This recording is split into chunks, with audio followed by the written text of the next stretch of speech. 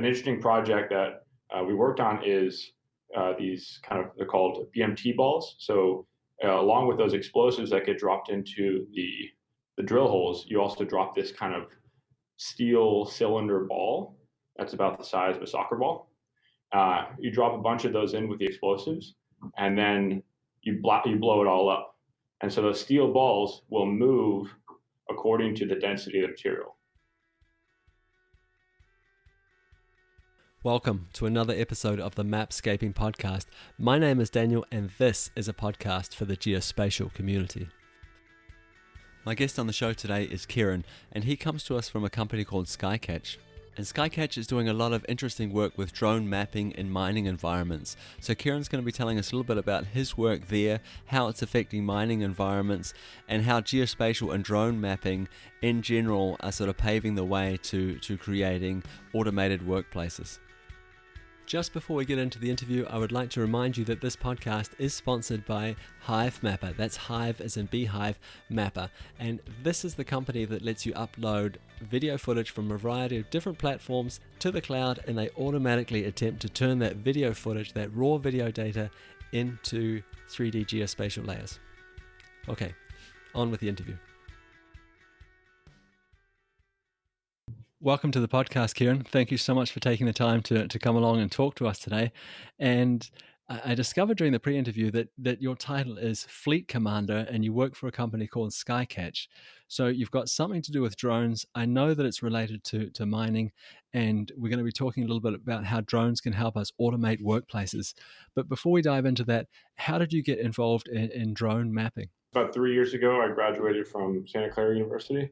And from there, started a small startup doing wind turbine inspections using drones. And that was kind of mostly around automating the capture, the camera, firing the camera, and then taking those images and kind of presenting them for an inspection. And worked there for about a year and a half. Typical startup fashion, they ran out of money and kind of looked around and was looking at other drone companies and found Skycatch. So I've been here for 2 years. Started out in kind of the QA process and now working in the customer success team. So working with trainings, implementation, supporting customers in the field. But before we go on to talk about Skycatch, could you just explain a little bit about what you were doing with these wind turbines? Is it just in a visual inspection, or were you flying other sensors around them and scanning them? How did it work? So it was, it was really just kind of cobbling it together. 3 years ago is not that long in the drone industry, or it is kind of a long time in the drone industry. So it was really just kind of building a platform using a Pixhawk flight controller and then mounting a Sony A7 camera on there to take really super high resolution photos. Because with wind turbine inspection, what you're trying to do is you're trying to zoom in really, really closely to the blade. So you're flying fairly close, within about 5 meters, and you're just scanning up and down. So the wind turbine is stopped, and the pilot is manually flying up and down those blades.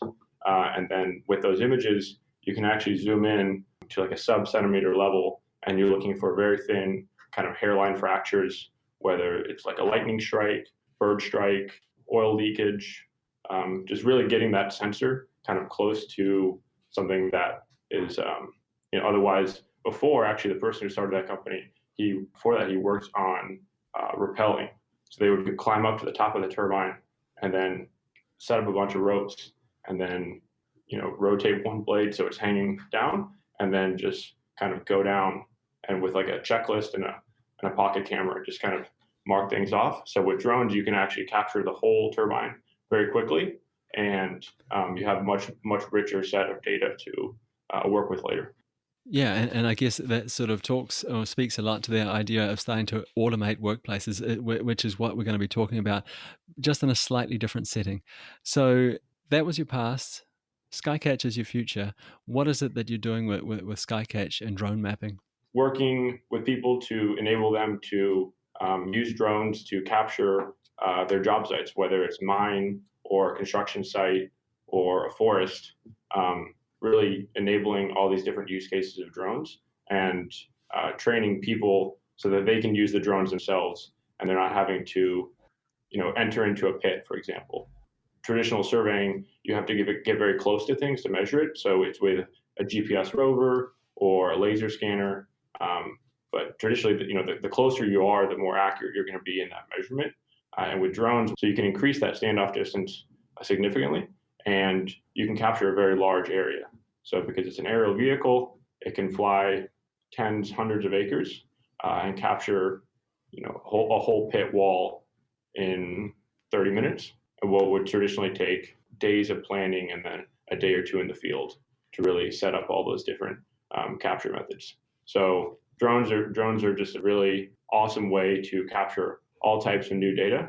So it's both training people how to use the system, and then also training them how to learning with them how to make use of this data in new ways that they haven't before. Okay, so I think we need to add a little bit of context here. So we're talking about a mining environment, and you talked about a pit wall, for example. Can you tell us why is that important to capture that? Why is it important to measure it? Yeah, so a pit wall is kind of that benching that you might be familiar with in a mine. And what you're doing with that benching is you're actually digging as steep as possible without and minimizing the risk of that wall collapsing, right? So if you dug just straight down, that wall would collapse at some point. And if you're in a mine or anywhere, that's a bad thing. So a lot of what mine planning is figuring out what's that optimal angle that pit wall is going down. And sometimes you're basically right on the edge of what's possible. So measuring that wall is very important for geological surveys, geotechnical surveys, and just determining, hey, is this wall moving? So oftentimes that wall is actually moving very slowly. So it's important to be able to characterize what's that collapse look like, and then actually looking into the fissures and the actual rock itself to determine, hey, if this sedimentary layer is here, I can also combine that with other types of geospatial data, like drill hole data or surface data, to determine, hey, is there another mineral vein over here that we can go look at?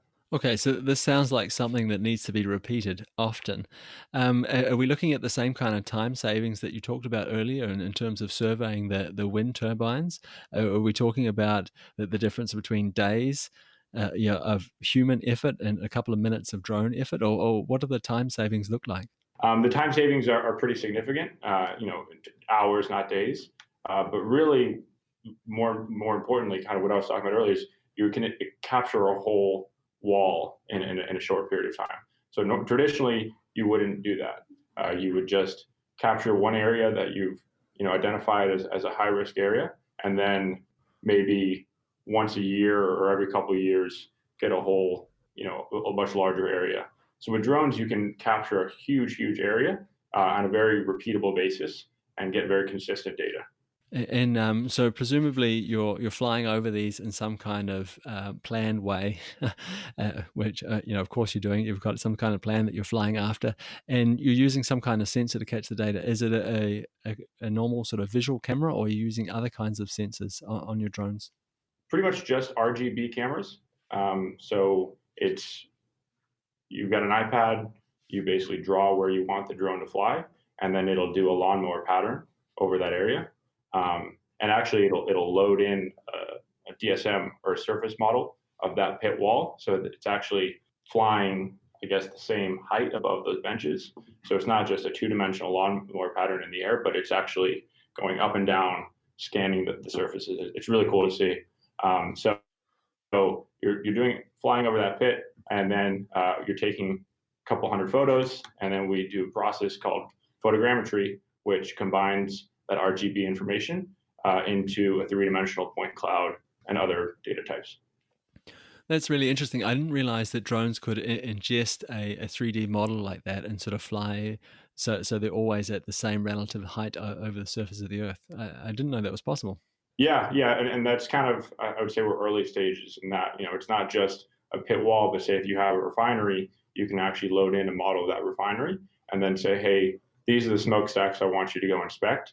And then the drone would kind of plan itself and know where the obstacles are. So it's using a combination of onboard sensors to kind of detect things in the air, but then also using that pre-built map of the world to go identify what areas it should be inspecting. So that's kind of still in the future a little bit, but we're kind of starting to see an evolution from kind of very simple lawnmower patterns, orbits, 360 photos, to more complex flight patterns that the drone is figuring out itself, and humans aren't having to meticulously plan every flight pattern. How far off do you think we are of from drones working autonomously, knowing when to take off, knowing what to look for based on what they've seen before, and landing by themselves? Where you just have a drone on a landing pad, and from time to time, when it feels the moment is right, it flies off, does some surveying, and comes back. Oh man, there's been a lot of wrong predictions about the drone industry, so I don't want to get myself in hot water, but I would say a couple of years. It's that kind of vision of a fully autonomous drone that's in a box. It flies around, and basically there's just a person in the office kind of saying, "Hey, go inspect these things." We'll get there, and I think it's within 5-10 years where it's basically human out of the loop, or kind of removed from the physical operation of it.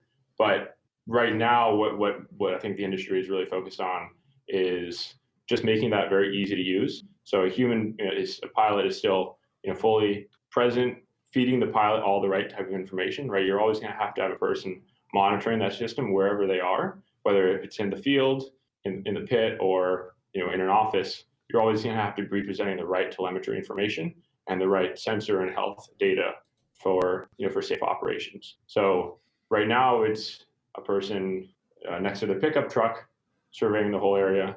I think you'll see an evolution of where that pilot is located, but there's still a lot of work to be done for sure. Okay, so at the moment we've realized that drones are a great sort of choice if we're going to sort of survey these large open areas and do it in a really detailed fashion and do it in a very repeatable manner. So we're collecting data of the surface of the world, and we're combining it with other geodata sets we have of fissures and rocks and different layers in the earth. What other kinds of things are we using drones for in a mining situation today? So like on a daily basis, I would say kind of reconciliation. So at the end of every month, you got to count up, for example, if you're at a coal mine, your clean coal pile is kind of the concentrate. So that's stuff that's been through the mill, it's been processed, it's kind of high grade and ready to be shipped out. So that's a very important area to be capturing on a regular basis and month end. So that's, and then your spoils. So the stuff that is not leaving the mine, but it's actually being dumped somewhere else. These are kind of big mounds. So what surveyors are doing is whatever equipment that they're using, whether drones, laser scanners, GPS rovers, they are trying to track the material movement. So if I've got X amount of material in the pit, and Y of it goes to the train to be shipped out, and then half of it goes to my spoils pile. Surveyors are responsible for tracking that material movement, and then what they're doing is they're actually combining that with sensor information from the trucks. So the trucks are more or less aware of how much weight is in them, so they can use that. They're basically trying to reconcile those two, call them data flows, right? They're really they're really material flows, but they're measured in the data is measured in two different ways. So on the truck, and then with a drone. So you're trying to match up and make sure that you know where all your material is going. So just to try and summarize here really quickly, so the trucks, they know how much material or the weight of the material that they've moved around the place, and presumably the trucks also know where they've been, where they've dropped this material off. So you're trying to match that against perhaps flying drones over these piles of material that you have around the place, and I'm assuming they're collecting some kind of volume data. Is that correct? Yeah. So off of that three-dimensional point cloud that the drone is producing, you can do a measurement. So either a cut and fill report or a stockpile report, and figure out how much material was there. And then if I fly it the next day, I can see what's the difference between those two surfaces. In the pre-interview, you talked a little bit about how drones were used to map something called heave. Can you tell me a little bit about that?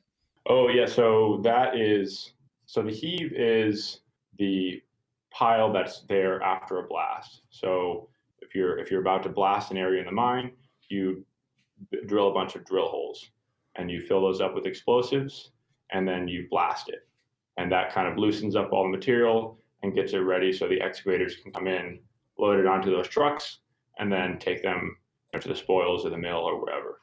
So that heave pile is kind of it's the active. So it's where a lot of the activity is going or happening. It's where a lot of that activity is happening. So an interesting project that we worked on is these they're called BMT balls. So along with those explosives that get dropped into the drill holes, you also drop this kind of steel cylinder ball that's about the size of a soccer ball. You drop a bunch of those in with the explosives, and then you blow it all up. And so those steel balls will move according to the density of the material. So if I have, if some of the heave is directed in this direction, well, I know the density of the material is slightly higher over here, and then based on what I know about the geological conditions, I can determine, hey, this part of the heave actually has more mineral in there. So we can go and extract that, and we can be a bit smarter on what material we're sending to the mill versus what material we're just going dumping somewhere else. Okay, so I'm assuming here that you're flying drones over there and mapping where these balls are landing, and based on that, you're saying, okay, this part of the heave, we're going to use it for one certain thing, and the rest we're going to take somewhere else. Is that the way it works? Yeah. So before it was kind of a guessing game based on a lot of other kind of more subjective forms of data. You would start digging places and remove it. Oftentimes it was just visually the operators looking, hey, this is a little bit sparkly. I know that there's more zinc in that one, so we're gonna take that to mill and process it. With these BMT balls, once they get blasted and the heave is there, then the drones will fly over, map out where that is, and then the excavators can go in and start digging right away. Right at the start of the interview, we mentioned this idea of automated workplaces. And so far, we've talked about automating a little different parts of the workplace. But where is this going? Like, are we building these maps? Are we using these drones so we have better information with the thinking that one day these trucks, these heavy machinery will be moving around autonomously in the mine? Is that the sort of end goal? Yeah, that's certainly the end goal for a lot of these large mining corporations. It's a very dull, dangerous, and dirty job. You've got coal dust everywhere and very long shifts. So drones are kind of, I think, the first type of robots that you're seeing because the environment that they're operating in is very relatively unobstructed. You're operating in the airspace of so there's not much there. And then just to navigate that, it's pretty simple. And with quadricopters, drones, we figured that out pretty well. But now I think the next is starting to automate some of the machinery in there. So we're seeing a lot of autonomous haul trucks. So new mines that are coming online these days are basically looking at fully automated autonomous haul trucks. So these are these huge 300, 400 ton dump trucks that are carrying that much material. And those are going to be the first ones kind of automated on the ground. And then you'll start to see excavators, water trucks, really everything start to be automated. You want to start working at a mine. Often what they'll do is they'll hire people with no driving experience because these haul trucks, you're sitting basically on a 2-story building, super high up in the air. And the way they're laid out is actually it's so the driver's on the right-hand side, which is not normal for most people. So if you don't have any driving experience, these are actually kind of one of the first entry-level positions, and I think we're going to see that job kind of go away in the near future. When that happens, when these kind of jobs go away, and we're looking at a more or a completely automated mine, would you expect that these different pieces of machinery that are moving around, will they be creating maps on their own as well, or will there be something like a more advanced version of what you were talking about with drones, creating like one sort of global truth and sharing that information out to the rest of the autonomous vehicles in the pit? Yeah, that's really interesting. I think drones are going to kind of create that base level map, and then all these other types of robots that are operating are going to be feeding into that map as well. So you're getting geospatial data, maps, alerts from all these different robots, and then you'll have kind of one central control center where you can see a very up to date almost live feed of the map, whether that imagery is coming from a drone or a laser scanner on a truck or a person out there. There's many different types of kind of data streams that will kind of feed into this very very cool looking map problem. So up until now, we've been talking about the use of drones and drone mapping in a mining situation. And it seems to me that this is almost a perfect use case for drones. There's a clear view of the ground. It's a large open area and not too many obstacles to fly around in the air. Could you imagine drones being used in other perhaps construction situations? Yeah, so we do some work in construction as well. And actually, the most value that drones in construction see is during the early stages, where you're moving a bunch of dirt around.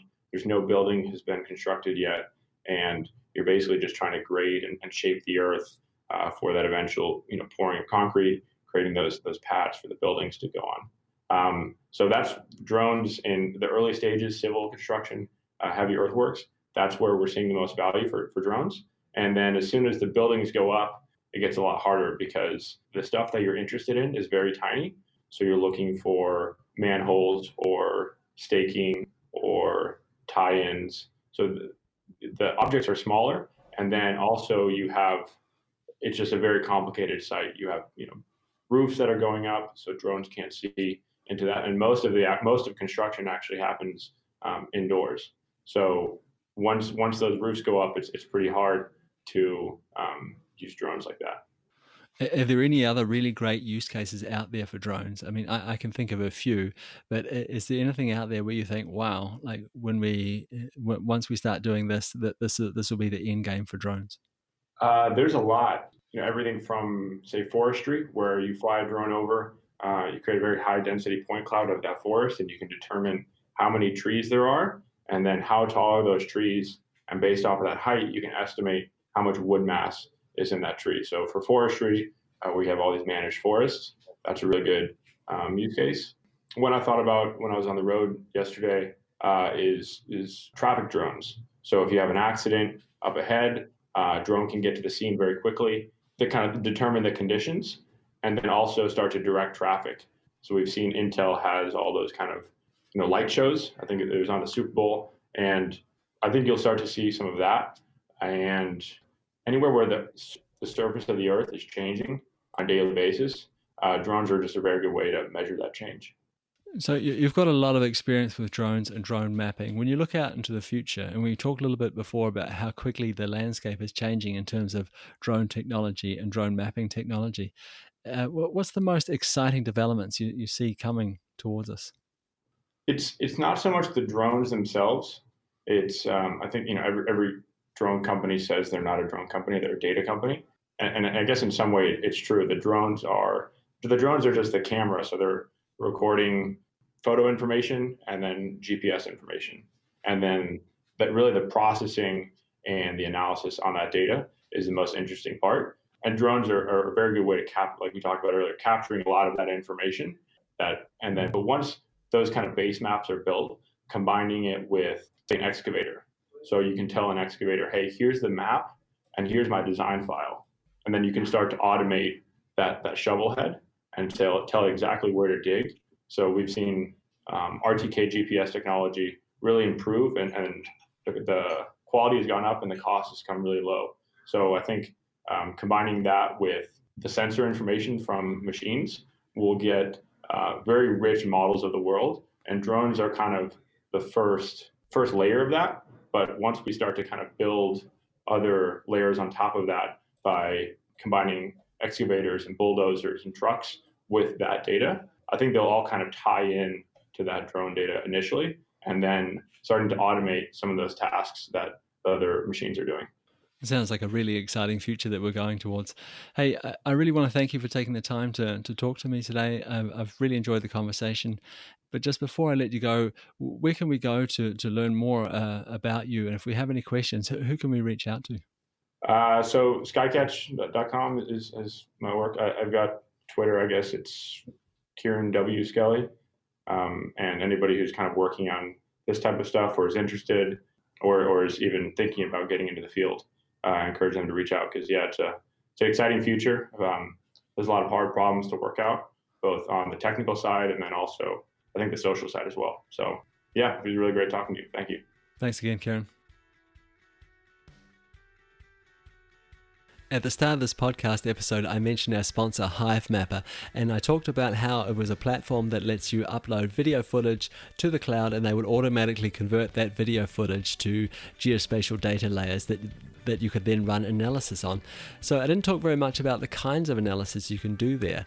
Once it's converted, you can do things like object detection, you can do things like change over time, and you can also create view sheds, and that's really great. But I think what's really cool about this platform is that I don't need anything else. I just need that video footage, upload it, and then the data that I need to do these kinds of analysis is either derived from the data I uploaded or is available for me on the platform, and I think that is really, really cool. And that's it for another episode of the Mapscaping podcast. My name is Daniel, and I just want to say that I am so grateful to all the people that are sharing this podcast with their friends. It's really helping to grow the community, and it's helping to spread the word about geospatial. I really, really appreciate it. Thank you. As always, you are more than welcome to reach out to me. If you have any questions or comments about the podcast, I would love to hear them.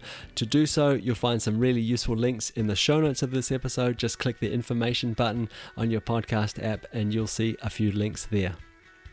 That's it for me. I'll be back again next week with another geospatial story. We'll talk then. Bye.